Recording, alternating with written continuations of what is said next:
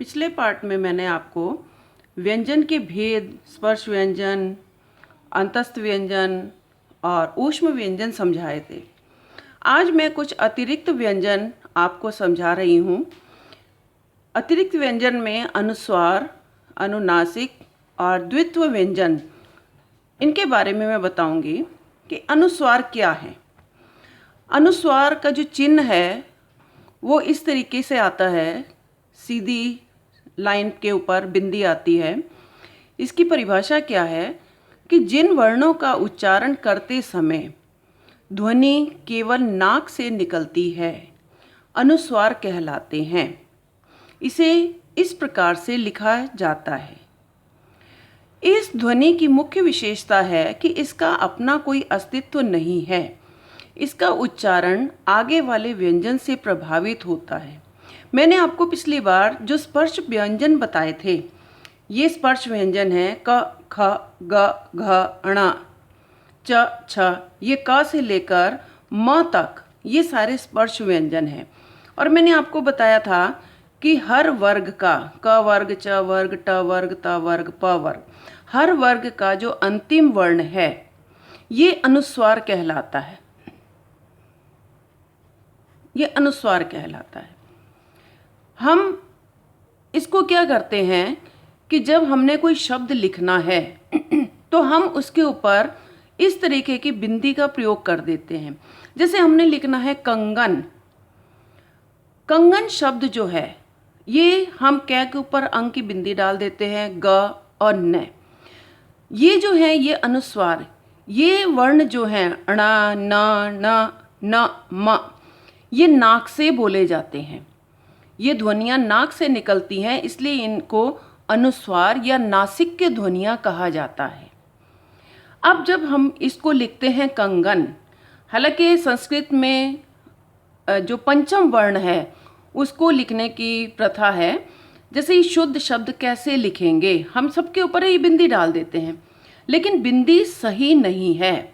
हिंदी में हम शॉर्टकट तरीके से हम इसको बिंदी का प्रयोग करते हैं, लेकिन अगर आप जैसे कभी कंपटीशन एग्जाम में आपको शुद्ध शब्द लिखने के लिए कहा जाए कि क्या है पंचम वर्ण के आधार पर ये शब्द कैसे लिखा जाएगा, तो आप इसको कैसे लिखोगे।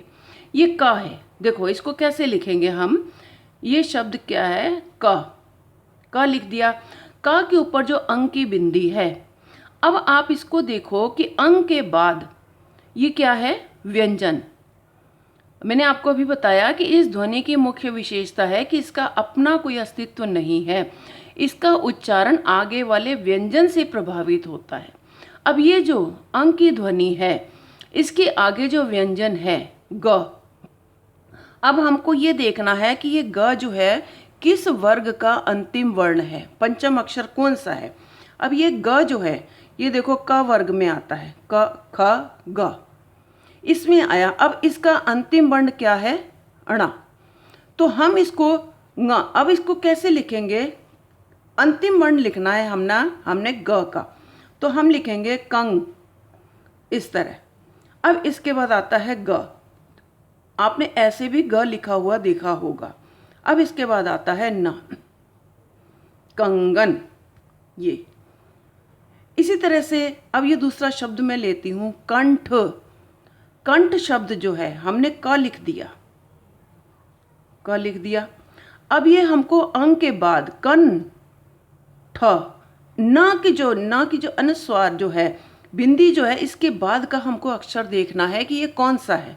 इसके बाद है ठ।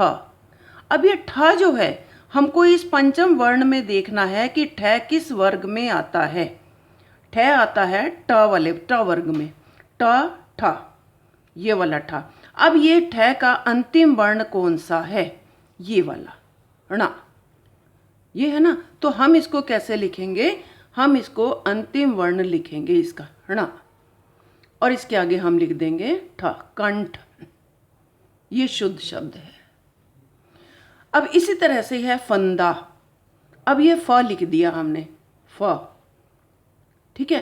फ के बाद अंग की बिंदी है, लेकिन अंग की बिंदी नहीं लिखेंगे। इसके बाद का अक्षर क्या है, कौन सा है, वर्ण द।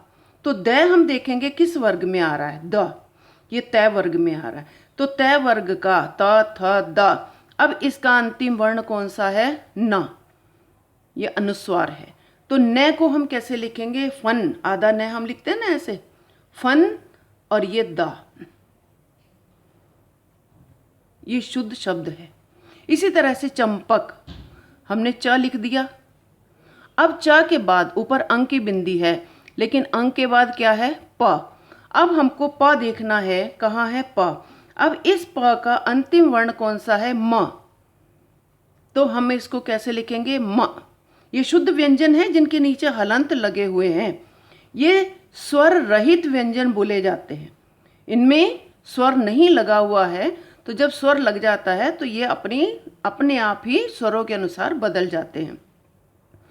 चम प क। अब इसके बाद आता है चंचल। एक शब्द और ले लो, चंचल। अब हमने लिख दिया च, इसके बाद अंक की बिंदी है, उसके बाद क्या है? च। च का अंतिम वर्ण क्या है? च, छ, ज, झ, न। तो हम इसको क्या लिखेंगे? न। अनुस्वार की जगह पर हम इसको लिखेंगे न, और उसके बाद लिखेंगे च ल।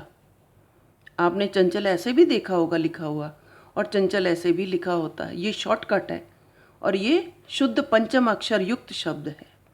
इसी तरह से संभावना, स लिख दिया, स के बाद क्या है? अंक के बाद संभा।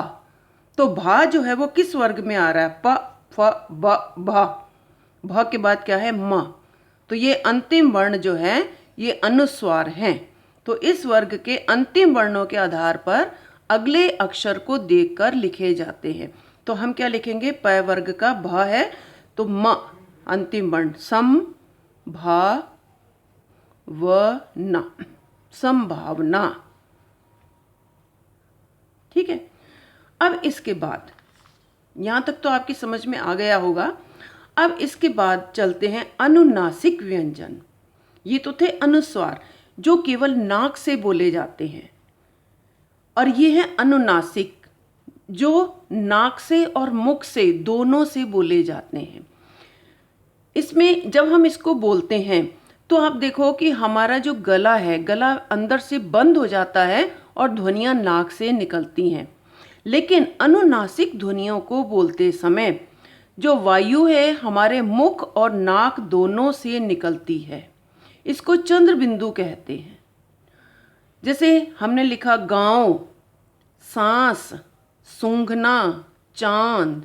अब जैसे हमने बोला गां, तो गां शब्द जब हम बोलते हैं तो आप बोल के देखो कि बोलते समय लगेगा कि हाँ, ये ध्वनि जो है मुख से भी सांस के माध्यम से बाहर निकल रही है और नाक से भी निकल रही है।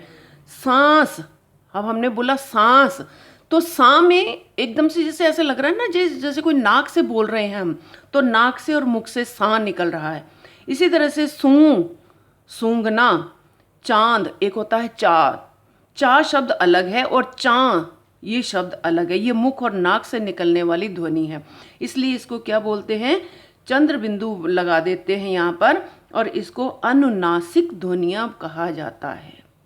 ये नासिक के हैं, केवल नाक से निकलती हैं, और जो मुख और नाक दोनों से निकलती हैं इनको अनुनासिक ध्वनियाँ कहा जाता है।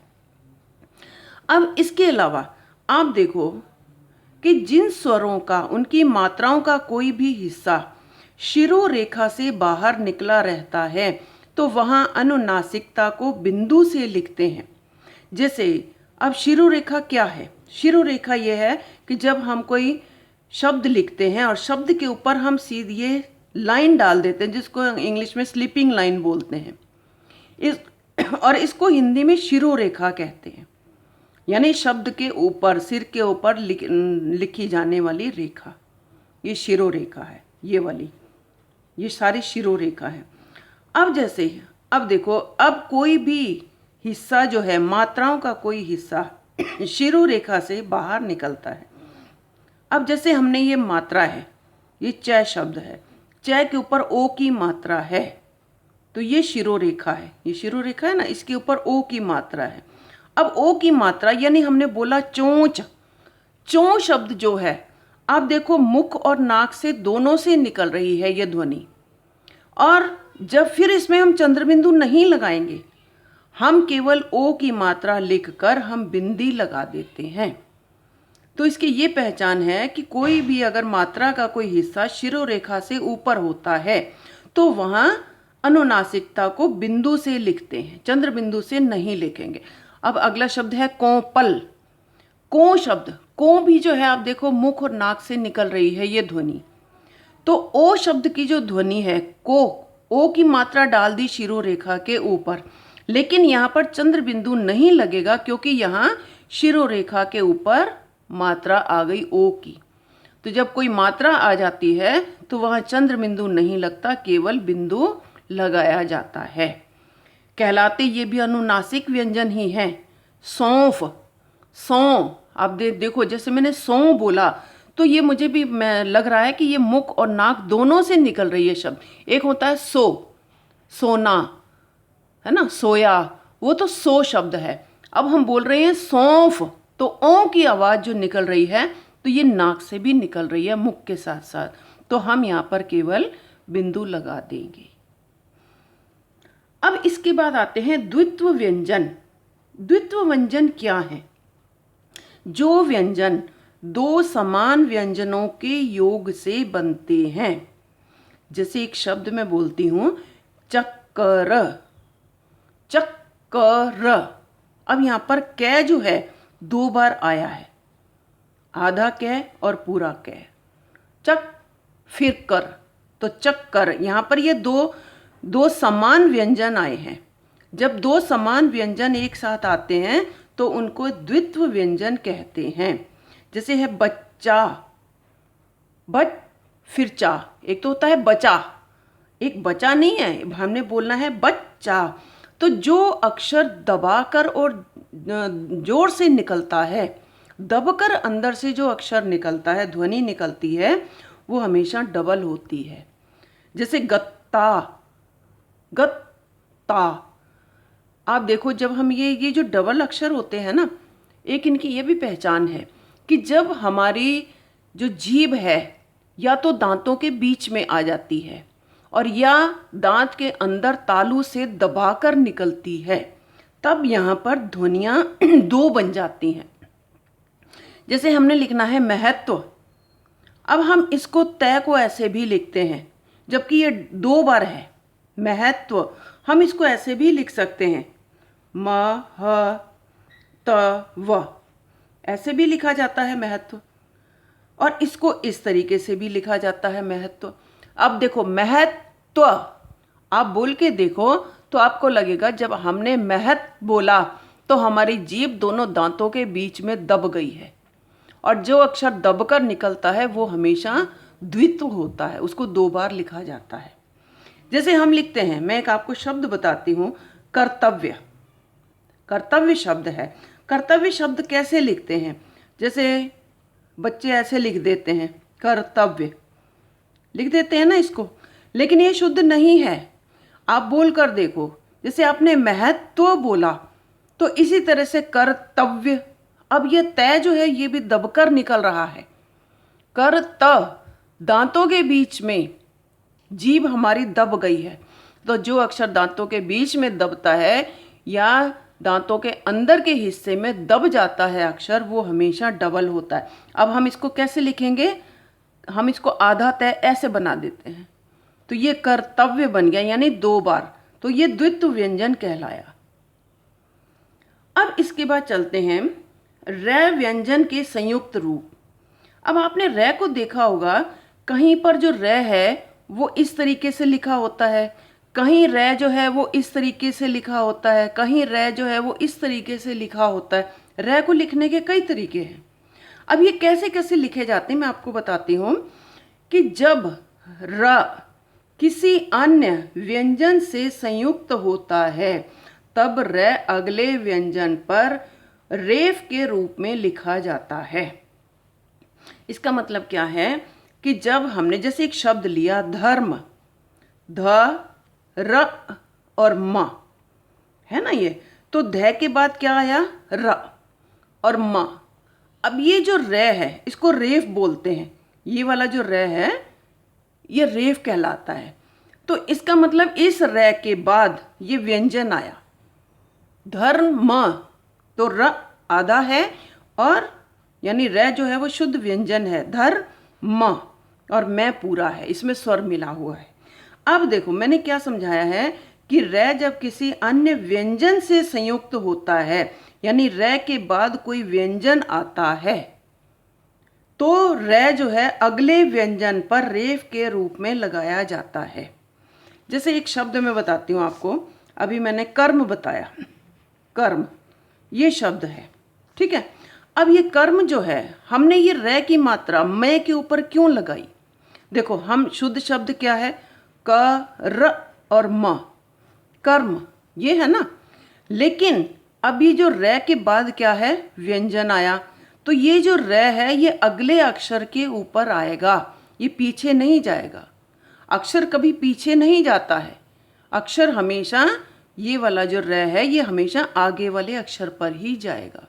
तो इसको कैसे लिखेंगे, क म और म के ऊपर रै, तो पहले कै बोला जाएगा, फिर रै बोला जाएगा, फिर म बोला जाएगा, कर्म, तो रै अगले वाले अक्षर पर आता है।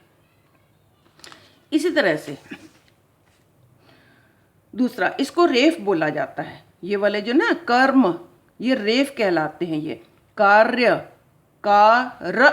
य, तो रै जो है वो य के ऊपर आया, अगले वाले अक्षर के ऊपर आया। इसी तरह से कर्म, तो रै के बाद व्यंजन है, तो व्यंजन के ऊपर रै आएगा, पीछे वाले अक्षर पर नहीं जाएगा। दूसरा इसका रै का क्या तरीका है लिखने का, कि व्यंजन प्लस रै, अर्थात जब कोई व्यंजन र के साथ आकर मिल जाता है तो इसे इस प्रकार लिखते हैं।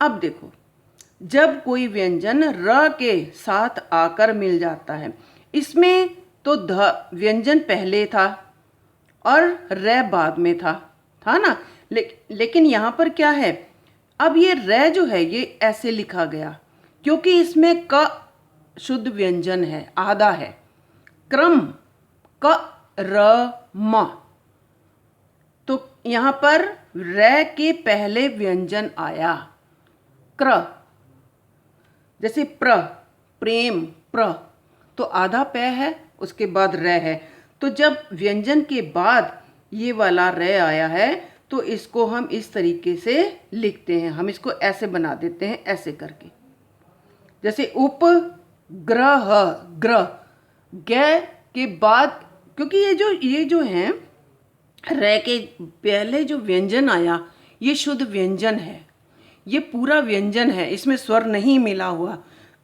और जब स्वर रहित व्यंजन के बाद अगर रै आता है तो वो उस अक्षर के नीचे ही लिखा जाता है। अब एक होता है, हम ये भी लिखते हैं ट्रेन, ड्रामा, ट्रक, ये आपको पता है ये क्यों लिखते हैं ऐसे? इनको क्या बोलते हैं? इनको बोलते हैं खड़ी पाई वाले अक्षर। ये खड़ी पाई क्या है?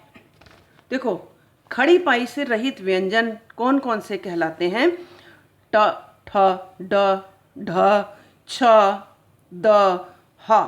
देखो खड़ी पाई क्या है, हमने लिखना है क, तो क में ये क्या है, पहले ये खड़ी पाई बनाई, खड़ी पाई बनाई और उसके बाद हमने कै बनाया, तो हमने इसके नीचे अगर रै डालना है तो इस खड़ी पाई के नीचे रै डल जाएगा, इसको खड़ी पाई बोलते हैं ये। अब इसी तरह से ख है, ख, अब ख के नीचे अगर रै डालना है तो ऐसे डल जाएगा क्योंकि इसमें ये खड़ी पाई है। ग, म, ये सारे क्या हैं, जो अक्षर हैं ये खड़ी पाई से बन रहे हैं। ज, ये खड़ी पाई है, तो लेकिन ये वाले जो अक्षर हैं ट, ठ, ड, ढ, छ, इनमें देखो आप कहीं पर खड़ी पाई है नहीं है, तो ये जो खड़ी पाई से रहित व्यंजन हैं ये वाले ट से लेकर ह तक, इनके नीचे अगर हमको लिखना है ट्रक, हमको क्या लिखना है ट्रक, तो हम क्या लिखेंगे, ट के नीचे हम क्या करेंगे, हम उसको एक तो डाल नहीं सकते, एक डालेंगे तो खड़ी पाई होनी चाहिए, लेकिन खड़ी पाई नहीं है तो हम इसको रै को इस तरीके से बना देते हैं। है ये वही रै, ये वही रै है ये वाला, जैसे हमने क्रम लिखा, क्र, ये वही र है, लेकिन जो खड़ी पाई से रहित व्यंजन है उनके नीचे हम इस तरीके से बना देते हैं। यही वाला र है, ये ऐसे बन जाता है, ऐसे। अब आपको यहाँ तक तो समझ में आ गया होगा। अब इसके बाद देखो, क्ष, त्र, ज्ञ और श्रय, ये संयुक्त व्यंजन है। आपको मैंने पिछले पार्ट में समझाया भी था कि क्ष जो है ये क और श के मेल से बना। क्ष, जैसे हमने बोला कक्षा, रक्षा, अब ये क्षा बोला गया,क्षा, जिसमें क और श का मेल है। आप इसको शा तो एकदम से बोल नहीं सकते, हम बोल रहे हैंक्षा, क और शा। तो ये क प्लस श का मेल है, तो हम इसको एक ही शब्द में, एक ही अक्षर में इसको क्ष लिख देते हैं, हम ये नहीं लिखते। इसी तरह से ये है त्र, त्र जो है त और र के मेल से बना। ये जो र है, जैसे यात्रा, ये जो त्र है ये भी यही चीज है, ये भी वही है र वाला, लेकिन हम इसको क्या करते हैं, हम इसको यात्रा त्र तय लिख दिया और तय के नीचे हम इसको ऐसे बना देते हैं, या हम इसको ऐसे भी लिख देते हैं। तो दोनों तरीके से ये सही है, ये त्र ही माना जाएगा। इसी तरह से ज्ञ जो ज और न के मेल से बनता है, ज्ञ, ज्ञ को कैसे लिखेंगे, विज्ञान। अब ये ज्ञा है, हमको पता है कि ज और न के मेल से ज्ञ बनता है, तो हमको यही लिखना है, आज्ञा। इसी तरह से श्रय है, श्रय क्या है, श और र के मेल से बना है श्र। जैसे हमको लिखना है श्री, तो हम श और री तो लिखेंगे नहीं, हम इसको कैसे लिख देंगे, श्री, क्योंकि ये दोनों के मेल से ये बना है, तो हमको यही लिखना है।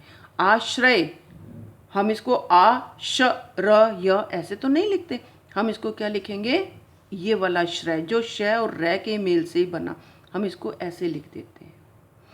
अब एक चीज और देखो, एक है री, र ऋषि वाला री, जो मैंने आपको स्वर बताए थे, 11 स्वरों में र ऋषि वाला री भी आता है। ये श और री के मेल से बनता है, श और री के मेल से बनता है।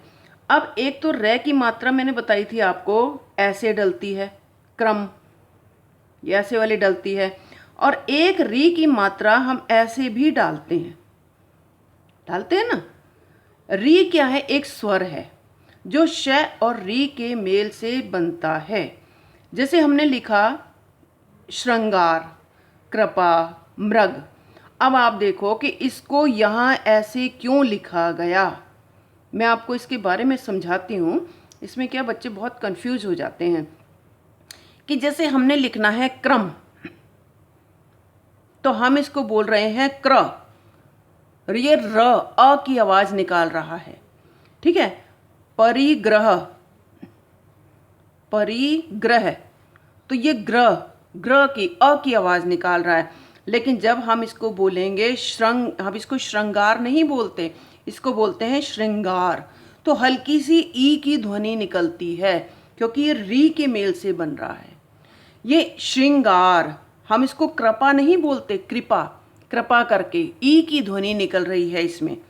मृग, तो ये शब्द जो हैं जो री की ध्वनि से निकलते हैं, हल्की सी ई ध्वनि निकलती है इनके साथ, मृग।